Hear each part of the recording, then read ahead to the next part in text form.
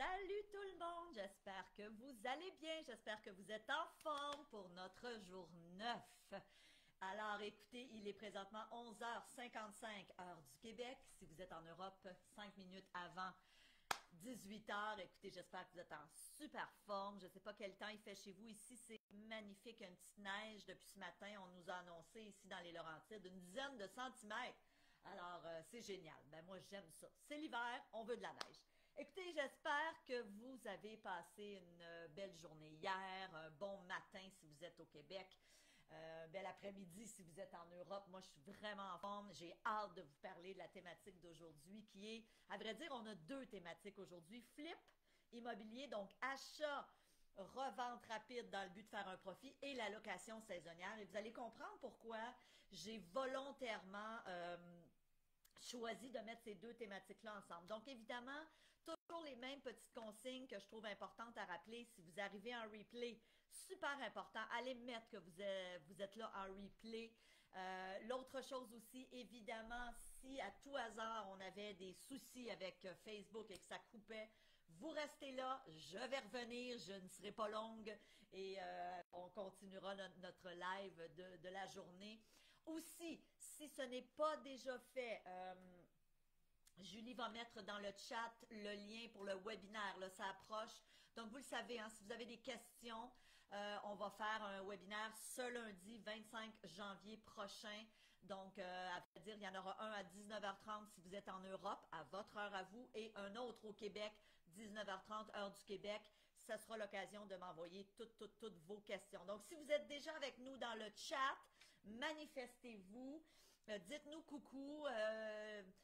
Faites-nous signe. L'autre chose aussi que je voulais amener comme précision qui est importante, on a eu des gens qui nous ont dit qu'ils nous entendaient seulement d'une oreille. Donc là, théoriquement, c'est supposé d'être OK. L'important, c'est que si vous nous écoutez avec des écouteurs, vous êtes supposé nous entendre en stéréo. Là, mon mari, encore ce matin, est venu et a fait des petits tests. Donc, d'après moi, tout est OK, mais en tout cas, on croise nos doigts là, pour s'assurer que tout est vraiment correct. Donc là, aujourd'hui, moi, je vois pas vos commentaires dans la vidéo. J'imagine que tout tient la route.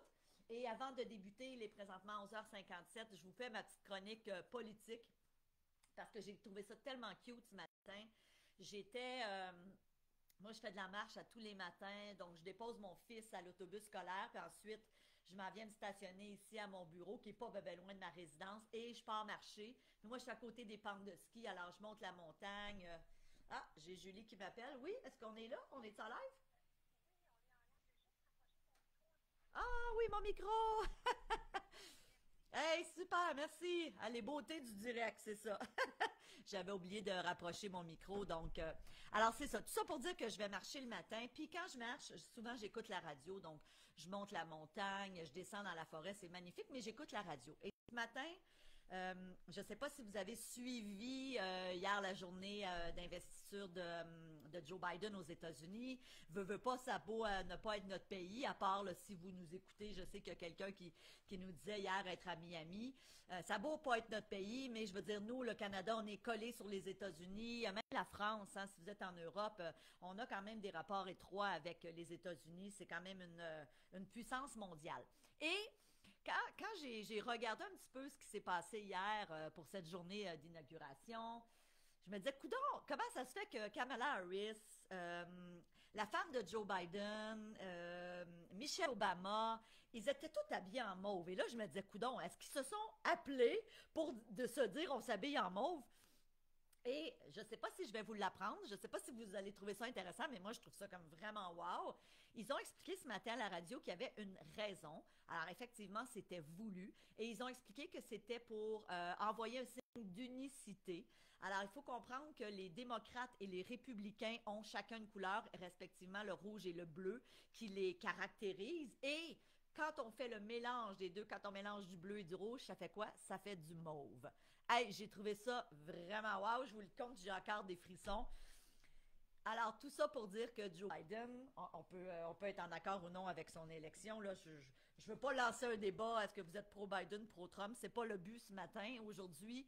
Ceci dit, je trouvais ça beau hein, de lancer ce message-là de faut être ensemble. Hein? C'est oui les États-Unis, parce qu'on le sait, les Américains sont malheureusement très divisés là, depuis quelques années, mais aussi le monde entier. Avec cette pandémie qu'on vit, on a besoin que ça aille bien, comme on dit. Alors écoutez, c'était ma chronique politique.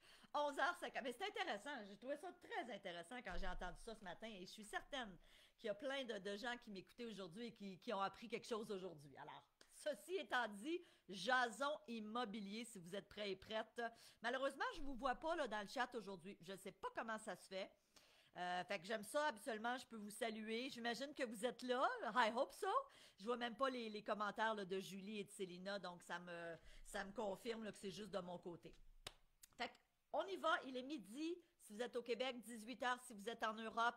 Alors, je le répète, aujourd'hui, 2 thématiques fort importantes. Je vous invite à prendre votre cahier à la journée 9. On va parler de flip immobilier et de location saisonnière. À nouveau, si à tout hasard ça coupait, restez là, reconnectez-vous, donnez-nous 30 secondes, 1 minute et on va revenir.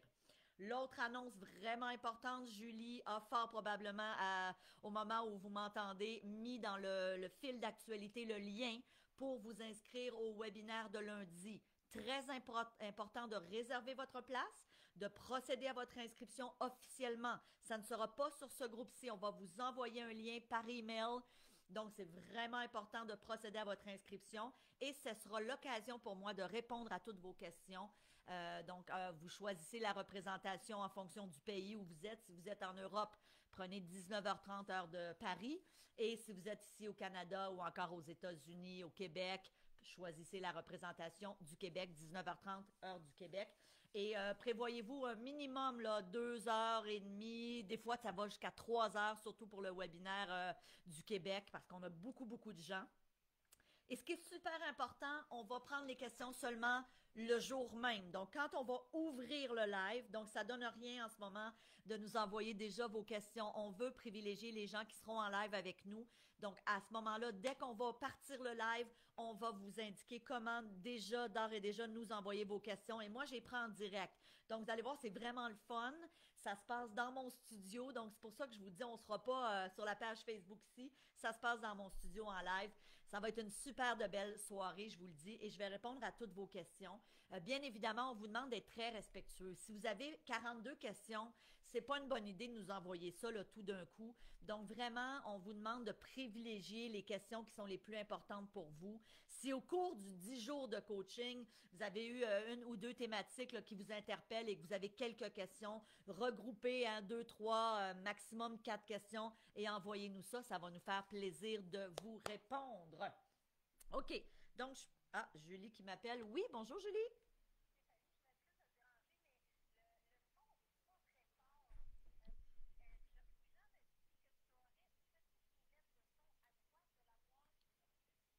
Ouais, OK.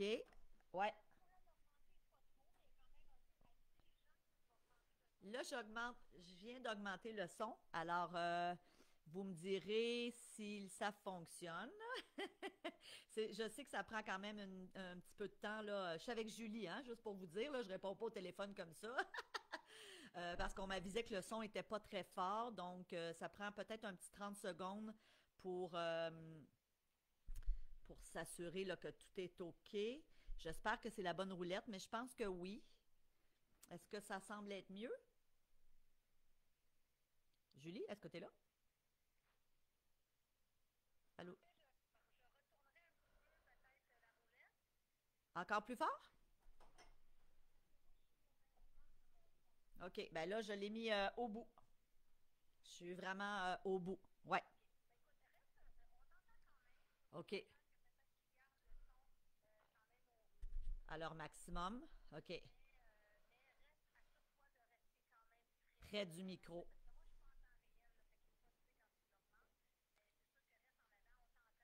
OK. Oui, c'est mieux. Ça semble être mieux. Puis là, je l'ai remonté encore plus. Fait qu'en souhaitant là, que tout est OK. Excellent. OK, merci. OK, alors on me dit, là, j'ai ajusté le son, on me dit que c'était pas fort. Assurez-vous à la limite, vous, de jouer avec votre son pour être sûr de bien m'entendre. Donc, écoutez, ce que je vous propose, allons-y. c'est parti. Donc, aujourd'hui, flip immobilier et location saisonnière. Pourquoi j'ai décidé de mettre ces deux thématiques-là ensemble? Il faut comprendre qu'en immobilier, il y a plusieurs stratégies qui nous permettent d'effectivement d'avoir du succès en immobilier. Stratégie que j'appelle de plus long terme, donc de plus longue haleine, où on achète des immeubles, on les conserve sur une période de 5, 10, 15, 20 ans, ce que moi j'ai fait.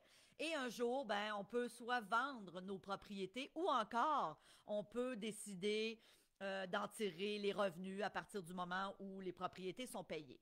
Ça, c'est une stratégie d'un petit peu plus long terme. Mais je sais qu'il y a plein de gens qui m'écoutaient aujourd'hui, parmi les gens du coaching, qui disent, moi, Stéphanie, j'aimerais ça faire de l'argent rapidement en immobilier. J'aimerais ça peut-être éventuellement pour certains et certaines vivre de l'immobilier, donc vraiment tirer un revenu, quitter votre emploi, votre job pour vivre de l'immobilier. Et ça, c'est possible. Mais évidemment, ça prend des stratégies qui vont générer plus de revenus rapidement, d'où le flip et la location saisonnière. Donc vraiment, ce sont deux stratégies qui vous permettent là, de faire de l'argent rapidement. Alors, allons à notre jour 9. Si vous êtes dans votre cahier, c'est une page qui ressemble à celle-ci. Donc, deux stratégies pour faire de l'argent rapidement en immobilier. Première question à se poser. Quel type de flip est-ce que j'ai envie de réaliser? Et ça, c'est vraiment super important. Quand on dit quel type de flip est-ce que j'ai envie de réaliser, est-ce que je veux faire un flip rénovation? Alors là, vous les avez ici. Okay? Le flip conversion. Donc, deux stratégies pour le mot qu'on cherchait, c'est faire de l'argent rapidement. Donc, la première question à se poser, c'est quoi que je veux faire comme flip? Hein, un flip, c'est que j'achète et mon objectif, c'est de revendre rapidement pour faire de l'argent. Mais il y a des flips rénovation. Il y a des flips conversion de condo. Donc, j'achète un bien immobilier de quelques appartements et je décide de le scinder pour le convertir en condo. C'est une stratégie qui a été très populaire depuis des années. Il y a des gens qui ont fait beaucoup de sous avec ça. Donc, exemple, vous achetiez, prenons un exemple concret, là. Vous achetez un 3 appartements, par exemple, dans la ville de Montréal. OK? Puis on pourrait faire la même chose là, du côté de l'Europe. Vous achetez un triplex, OK? Donc, 3 appartements à Montréal que vous payez, on va prendre des chiffrons, 400 000 $. Bon, aujourd'hui, c'est peut-être un petit peu plus, là. Trouver un triplex à 400 000, je vous dis pas que c'est impossible, mais alors vous payez 400 000 $ et vous décidiez de séparer les trois, donc de les convertir en condos. Donc, chaque unité va être vendue séparément à des propriétaires distincts. Donc, évidemment, il y a toute une procédure. Et ça, dans le programme Immo Réussite, on vous enseigne comment faire de la conversion de condo. C'est une stratégie qui peut être super payante. Et évidemment, ensuite, vous revendez. Donc, il y a plein de gens qui ont fait beaucoup de sous. Tu achètes 3 appartements et évidemment, par la suite, tu les scindes pour les vendre séparément. Donc, exemple, tu vends le premier à 200 000, le deuxième à 200 000 et le troisième à 200 000. Mettons que tu les vends chacun 200 000 $. Ben, vous aurez compris que vous avez payé 300 000 pour un immeuble et du coup, vous venez de faire le double, 300 000 $ parce que vous vendez séparément chaque unité. Il faut comprendre une chose, par contre, c'est pas vrai que vous faites nécessairement le double. Pourquoi? Puis là, j'ai pris des chiffrons. Mais ce qu'il faut comprendre, c'est qu'il y a quand même des coûts à faire une conversion. Souvent, on va faire des rénovations. Souvent, on va remettre les appartements au goût du jour. Donc, exemple, on va refaire les cuisines, les salles de bain. Donc, il y a quand même des coûts. Mais il y a des gens qui ont fait vraiment, vraiment, vraiment beaucoup de sous avec ce type d'investissement. Donc, ça, c'en est une option. Le flip propriétaire-occupant. Donc, ça aussi, j'achète un bien immobilier et je convertis un des appartements pour que ce soit un propriétaire qui va aller l'occuper. Donc, il y a possibilité de vendre beaucoup plus cher quand c'est un flip propriétaire occupant qu'un flip pour revendre à un investisseur immobilier. Donc, ça aussi, évidemment, là, vous aurez compris, on est dans un coaching de 30 minutes. Chacun des flips, si vous êtes intéressé là, à faire du flip immobilier, je vous le dis, c'est une stratégie qui peut être très lucrative, mais il faut comprendre une chose qui est vraiment importante. Vous devez vous former. Donc, dans le cadre du programme, on va vraiment beaucoup plus en profondeur. On vous explique chacune des stratégies, comment vous y prendre pour faire les stratégies qui sont mentionnées ici. Donc, le flip, augmentation de revenus, ça aussi, c'est possible. Vous achetez un bien immobilier avec quelques appartements et vous les rénovez pour en augmenter drastiquement les revenus et ensuite vous revendez le bien immobilier. Le flip esthétique, qu'est-ce que c'est le flip esthétique? Oui, bonjour!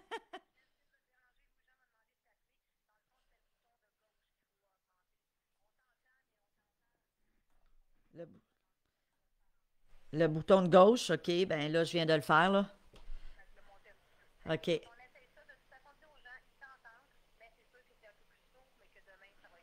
C'est bon. OK. Bye.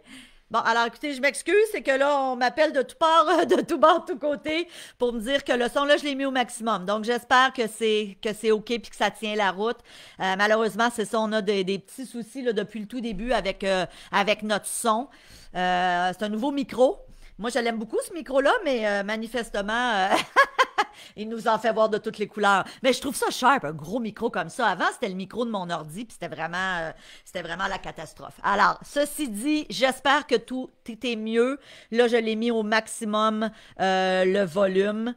Donc, en souhaitant que c'est correct. J'ai-tu encore quelqu'un qui m'appelle? Non. OK. Le flip esthétique. Qu'est-ce que le flip esthétique? Le flip esthétique, c'est j'achète un bien immobilier, que ce soit un appartement ou un immeuble à revenus, et je fais des petits travaux. Flip esthétique, moi j'appelle ça le flip maquillage des fois, c'est juste, je redonne une petite retouche. Alors, je repeins. Exemple, avec le condo de mes parents, hein, je vous en ai parlé dans les jours qui ont précédé. D'ailleurs, je vous ai dit, on a eu 16 demandes de visite, 5 offres d'achat, on a fait notre choix sur la personne qui a remporté la mise. Le condo de mes parents, c'est parfait pour quelqu'un qui veut faire un flip esthétique, dans la mesure où il n'y a pas beaucoup de travaux à faire, un beau petit coup de pinceau, peut-être refaire un comptoir, mais il n'y a pas beaucoup de choses à faire et c'est facile de le remettre sur le marché et de faire un profit. Donc, le flip esthétique, c'est souvent à la portée de la plupart des gens. Même si vous n'avez pas envie de mettre la main à la pâte en faisant les travaux vous-même de peinture, par exemple, vous pouvez engager un entrepreneur ou un artisan qui va vous faire le travail. C'est super intéressant. Il y a moyen de faire beaucoup de sous avec ça. Et finalement, le dernier flip et non le moindre, le flip sans intervention. Le flip sans intervention, qu'est-ce que c'est? C'est je déniche une opportunité, un super de bon deal, je le prends et tout de suite, clac, je le remets à vendre le lendemain pour faire un profit. Alors, évidemment, on va se dire les vraies choses aujourd'hui, puis ça, c'est super important. Vous devez dénicher une opportunité. Le nerf de la guerre là-dedans, c'est vraiment de dire est-ce que j'ai déniché quelque chose en bas de la valeur marchande? Il ne faut pas se faire accroire que de faire un flip immobilier, si je vous payez la valeur marchande, que ça vaut la peine. Non. Le plus important, et c'est ce que je vous ai dit, rappelez-vous au jour, attendez, à quelle journée est-ce que on a parlé des bons deals, c'est au jour 4. Donc, si vous n'avez pas visionné le jour 4, je vous le dis, les vidéos ne seront pas éternellement sur le groupe. Donc, c'est important de ne pas prendre de retard. Les vidéos, on va les enlever sous peu.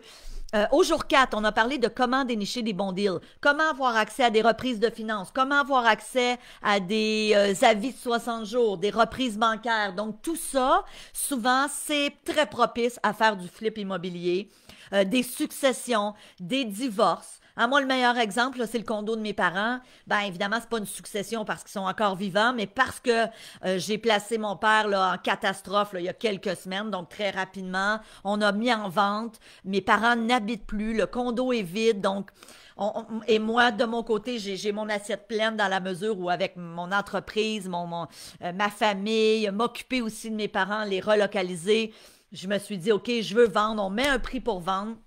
Donc, évidemment, ça, c'en est c'en est une opportunité où la personne qui a acheté va sûrement être en mesure de réaliser, si elle décide de faire un flip, de réaliser un profit, qui est quand même intéressant. Ceci dit, c'est vraiment ça le nerf de la guerre. Donc, vous devez dénicher une opportunité en dessous de la valeur marchande. Certains et certaines, vous vous dites peut-être en ce moment, ah ben oui, mais des deals, il n'y en a plus. Allez voir le jour 4 si vous ne l'avez pas vu. C'est faux. Des deals, il y en avait, il y en a et il y en aura toujours. Mais il faut savoir où les trouver. Il faut regarder, moi j'appelle ça des marchés un peu cachés. Des marchés qui ne sont pas nécessairement que monsieur, madame, tout le monde qui n'a pas de formation ou de connaissances en immobilier ne connaissent pas nécessairement. Donc, d'avoir accès à ces reprises de finances, à ces avis de 60 jours, à des successions, c'est ça le marché caché. Monsieur, madame, tout le monde qui regarde sur des sites traditionnels comme Centris, si vous êtes au Québec, Kijiji, les packs du Proprio, etc., ben évidemment, je dis pas qu'il n'y a pas de deal là-dessus. Je dis pas qu'il n'y en a pas, mais évidemment, c'est un marché, tout le monde connaît ce marché-là. Dès que tu regardes pour investir en immobilier, les gens vont aller se mettre là-dessus, vont demander d'être avisés là, de façon journalière pour recevoir les nouvelles alertes des nouvelles propriétés en vente. Donc, vous voulez avoir accès à ces autres marchés-là qui, justement, regorgent de bonnes opportunités. Allons un petit peu plus loin. Donc, évidemment, les pires erreurs à ne pas commettre dans le flip immobilier. Bougez pas. Les pires erreurs à ne pas commettre. Bien sûr, payer trop cher, parce que si tu payes trop cher, tu ne seras pas en mesure de faire un flip payant. Deuxièmement, deuxième grande erreur, puis il y en a plusieurs, mais je vous en nomme quelques-unes. Surrénover. Donc, rénover, mais vraiment mettre trop d'argent dans les rénovations que vous ne récupérerez pas. Autre erreur aussi que j'ai vu souvent, malheureusement, des gens acheter une propriété dans un secteur et vraiment tellement mettre d'argent que là, la propriété, par rapport au comparable à côté, valait beaucoup plus cher et ça, c'est une erreur. L'autre erreur aussi que j'ai vu souvent, c'est sous-rénover. Rénover, mais vraiment là, avec des matériaux de basse qualité. Donc, il faut vraiment essayer de trouver le juste milieu. Autre grave erreur. Sous-estimer les coûts des rénovations. Je vous le dis, là, la personne qui regarde une propriété et qui se dit « Ah, ça devrait coûter à peu près 10 000 par exemple, ou 10 000 € refaire la cuisine », je vous le dis, faites faire des soumissions en bonne et due forme parce qu'on a toujours tendance à sous-estimer le prix des travaux. Donc, ça, c'est quelques erreurs. Il y en a d'autres, évidemment, à ne pas commettre si vous avez vraiment de l'intérêt. Je vous le dis, là, pour faire du flip immobilier, demain, on va ouvrir les portes du programme Immo Réussite. Je vais vous inviter à le considérer. Vous ne voulez pas vous lancer dans le flip immobilier sans avoir toutes les connaissances nécessaires. Souvent, une erreur aussi qu'on va voir dans le flip immobilier, c'est qu'on va sous-estimer le temps que ça va prendre à revendre la propriété. Vous savez, actuellement, on est dans un marché où on est dans un marché de vendeurs, hein, on se le dit, fait que ça va quand même bien. Ceci dit, peut-être que dans un an, le marché va avoir tourné de côté et qu'on va être dans un marché différent. À ce moment-là, le flip va rester intéressant, très intéressant.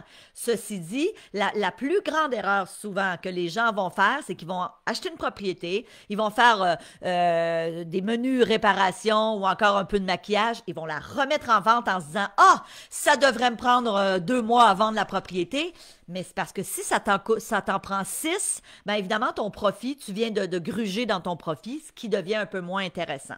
Donc, allons plus loin à l'arrondi. Maintenant, il ne vous reste qu'à trouver des aubaines, bien sûr. Hein, il ne vous reste qu'à trouver des aubaines. Allons maintenant avec notre deuxième stratégie, et non la moindre, la location saisonnière. Donc, location saisonnière. Premier élément. Premièrement, qu'est-ce que c'est de la location saisonnière? C'est de la location courte durée. Parfois, ça peut être un week-end, parfois, ça peut être une semaine, 2 semaines, 1 mois, 3 mois, 4 mois. Nous, ici, dans les Laurentides, le secteur où je suis, il y a une loi qui permet de louer un minimum de 4 mois, à part à certains endroits sur la montagne. Certaines rues permettent du Airbnb, mais sinon, vraiment, là, il faut minimalement louer là, pour une période de 4 mois. Et ça, c'est très, très, très important de connaître les lois de la municipalité où vous souhaitez acheter. Donc, la location saisonnière, c'est souvent dans un site de villégiature qu'on va acheter. On peut acheter un chalet, un condo, un appartement en bord de mer, au bord d'une montagne, dans un secteur où il y a beaucoup d'activités touristiques. Donc, tous ces endroits-là. Ou encore, la location courte durée, ça va aussi se faire dans les centres-villes. Bon, là, évidemment, avec la pandémie, les centres-villes sont un petit peu désertés, mais un jour, on va voir la lumière au bout du tunnel. Les centres-villes, souvent, exemple, je pense au centre-ville de Montréal, des appartements de courte durée pour des gens qui viennent en voyage d'affaires. Je veux dire, il y a une demande pour ça. En tout cas, il y avait une demande pour ça jusqu'à ce que la COVID nous frappe, mais ça va revenir. Donc, évidemment, première question à se poser. Et là, je suis dans votre document ici, au niveau de la location saisonnière. Quel sera le montant d'hypothèque à rembourser? Super important, parce que ça va vous permettre de faire vos calculs pour savoir est-ce que ça va être rentable si j'achète ce chalet ou cet appartement au bord d'un lac, en bord de mer ou indépendamment de où. Quelles sont les dépenses mensuelles, donc les charges mensuelles? À chaque mois, ça me coûte combien? Est-ce qu'il y a des frais de copropriété? Est-ce qu'il y a des frais d'électricité? Bien sûr, les frais d'assurance, bon, etc. Tout ça doit être pris en compte dans votre calcul pour être en mesure de calculer la rentabilité. Et rappelez-vous, je vous ai dit dans le coaching que dans le cadre du programme Immo Réussite, on a un partenaire qui nous a développé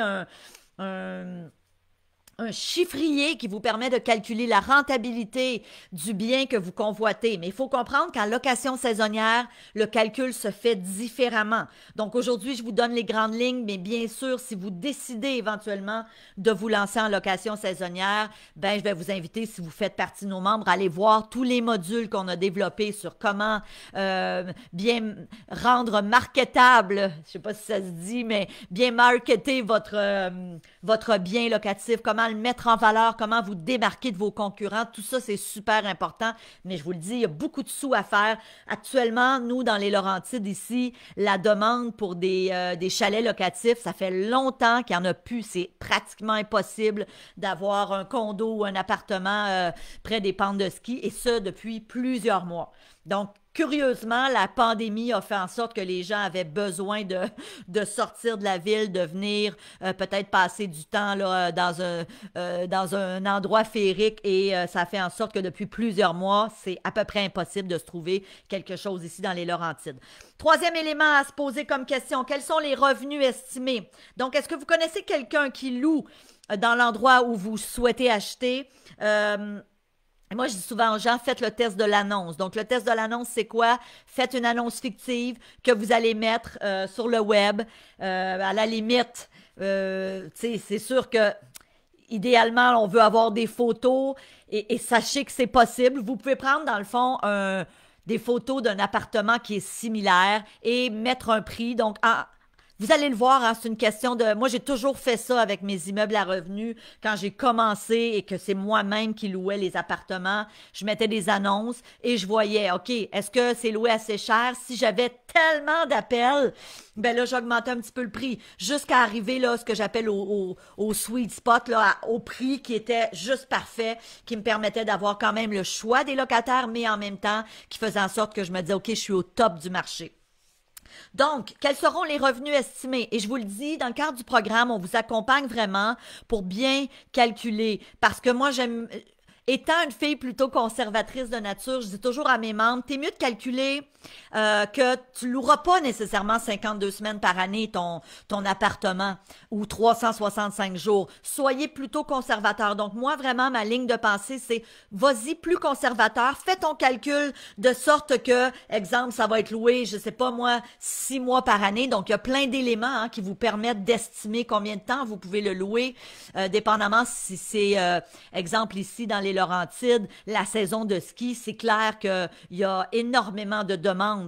Alors, on peut considérer qu'on est à 100% au niveau de notre location quand on est en saison de ski. Par contre, si je suis très honnête, en plein mois d'avril, ici dans les Laurentides, on est en 2 saisons, on est au printemps. C'est un petit peu plus difficile à louer. Donc, je peux pas calculer que nécessairement 365 jours dans l'année, mon condo va être loué. Alors, je vous accompagne pour faire le calcul de façon juste, mais aussi de façon conservatrice. Et moi, je dis toujours, tant mieux si tu le loues plus que ce que tu avais calculé, mais au moins, selon tes calculs, tu vas faire un achat qui ne sera pas risqué. Moi, je veux pas vous embarquer dans des achats où vous allez prendre des risques et où vous allez potentiellement ne pas faire vos frais. Ça, c'est super important. Si vous joignez la formation, vous allez voir, j'ai vraiment une approche plutôt conservatrice. Si vous êtes plus risqueux, après, ça, c'est votre choix, c'est votre décision. Mais moi, je vous enseigne à aller avec des chiffres qui sont un peu plus conservateurs, quitte à avoir une belle surprise et à le louer pas mal plus. Évidemment, comparer les autres locations du secteur en fonction de la saison, ça c'est super important. Ici, exemple, on loue beaucoup plus cher l'hiver exemple, au mois d'avril ou même qu'à l'automne. L'été aussi, c'est quand même intéressant. Parce qu'ici, on est dans un secteur où il y a énormément de festivals en plein été. Mais c'est important de comparer avec vos concurrents futurs. À combien ça se loue, exemple, l'hiver, l'automne, le printemps et l'été, pour justement avoir une idée là, de comment vous allez pouvoir afficher votre bien immobilier à louer. L'autre chose qui est super, super importante, je termine avec le dernier point et je reviens ensuite. Il va être important de calculer le rendement selon différents scénarios. Par exemple, un scénario bas et un scénario haut. Le scénario bas est celui sur lequel on doit se baser pour décider ou non à investir. Donc, c'est ce que je vous disais il y a 2 minutes. Allez-y toujours de façon plus conservatrice. L'autre élément super important, avant de procéder à un achat, allez à la ville, donc à l'urbanisme de l'endroit où vous souhaitez acheter pour vous assurer de la réglementation. Est-ce que vous avez le droit de louer de courte durée? Est-ce que tu as le droit de louer juste pour un week-end? Parce qu'évidemment, vous aurez compris que le calcul ne se fait pas du tout de la même façon si tu peux louer au week-end versus si tu dois minimalement louer pour 3 ou 4 mois. On s'entend que c'est beaucoup plus lucratif. Plus vous pouvez louer à court terme, plus ça peut être locatif. L'autre chose, et ça, je vous accompagne là-dedans dans Immo Réussite, c'est qui va le gérer? Est-ce que c'est vous? Est-ce que vous avez le temps? Donc, je vous invite à vous poser les bonnes questions. Est-ce que j'ai le temps? Est-ce que j'ai envie de faire ça? Ou encore, est-ce que j'achète quelque chose, mais je vais le donner en gestion? Alors, faut comprendre qu'ici, exemple au Québec, on a des sites de condos, par exemple, je pense entre autres au Mont-Tremblant ou encore ici dans le coin de Sainte-Adèle ou même dans l'Estrie, où vous pouvez acheter une unité, un appartement et ça va être géré par l'hôtel. Vous pouvez aussi l'utiliser à des fins personnelles, quelques semaines par année et le reste du temps, l'appartement est loué. Actuellement, nous, on est allé à Turk and Caicos il y a plusieurs, ça fait longtemps, avant la pandémie. Et là, on regarde, parce qu'on s'amuse, puis on regardait, est-ce qu'il y a des propriétés là-bas? Et le principe aux îles Turquoises est le même qu'ici. Tu peux acheter une unité de condo. Quand tu n'es pas là, ils vont te le louer. Donc, tu fais des revenus avec ça. Ça peut être super intéressant. Donc, il y a plein d'options qui s'offrent à vous.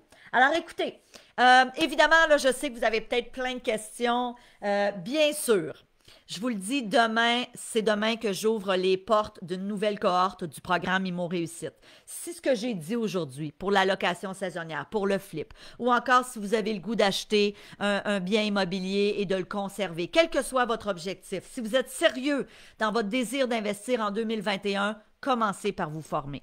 Et bien évidemment, moi, je presse pour ma paroisse, ma formation, moi, j'ai mis toutes mes connaissances, j'ai mis tout mon cœur. J'ai 40 experts qui m'accompagnent pour vous former. Hein. C'est une formation en ligne. Demain, je vais vous expliquer ce qu'est la formation. Demain aussi, jour 10, on a une thématique. Hein. On a une thématique importante demain. Demain, on va parler du thinking à développer pour devenir un investisseur immobilier. Vous savez, moi, j'ai pris l'habitude de dire pourquoi j'ai eu du succès en immobilier. Oui, c'est parce que je me suis formée à l'époque. J'ai fait exactement ce que vous êtes en train de faire en ce moment. Je suis allée chercher les connaissances. Mais il y a une autre chose que j'ai travaillé toute ma vie.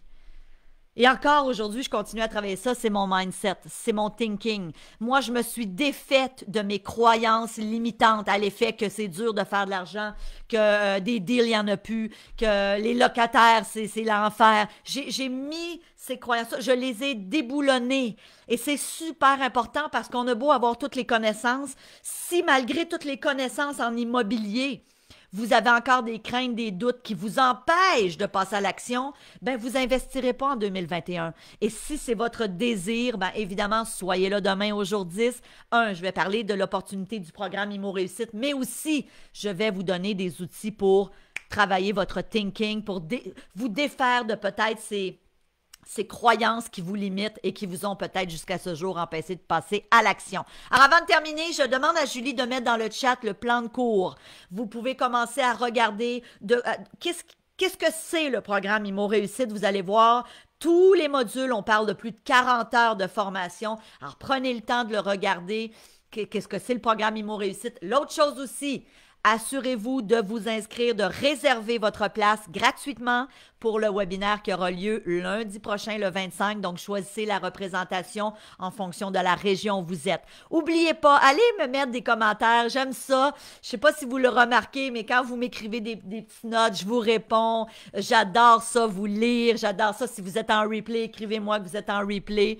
Vraiment, c'est toujours un grand, grand, grand plaisir. Aujourd'hui, je ne vous voyais pas. Alors, je ne sais pas comment ça se fait. Alors, écoutez, avant de terminer, 12h29, hey, moi, j'aime ça quand je suis à l'heure.